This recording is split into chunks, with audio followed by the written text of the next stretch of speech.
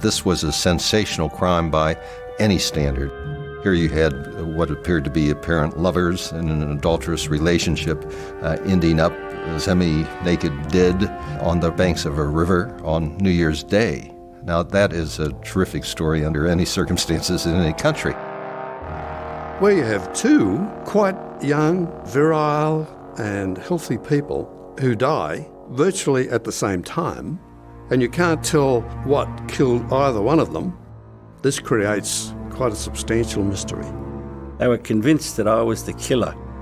We had detectives standing alongside me with their guns and their holsters brushing against my ear.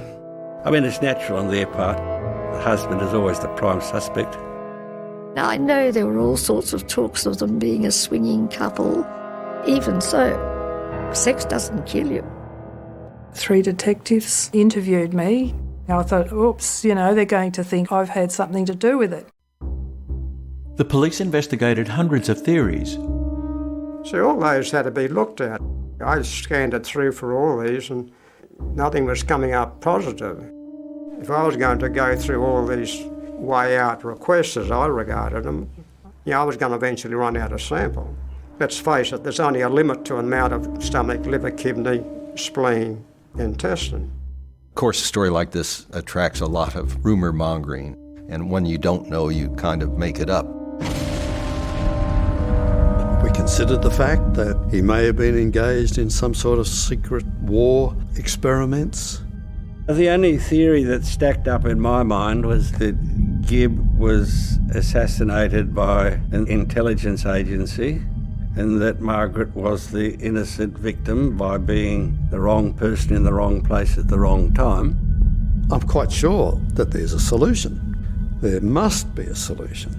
When I first interviewed the chief toxicologist, he admitted to finding something odd about the blood of both victims, something he had never seen before. When the two bloods came in with the rest of the organs, I immediately looked at them and I said to myself, well, they've got a purple coloration. I always thought that was significant. From that moment on, I suspected that the colour of the blood was the missing piece of evidence that would help solve the Bogle-Chandler mystery. The evidence that we do have is so strong, and I can think of nothing else that could argue against that hypothesis. It just seems to me to be unassailable. Who Killed Dr. Bogle and Mrs. Chandler podcast series is produced by Black Bottle Films with the assistance of the National Film and Sound Archive of Australia.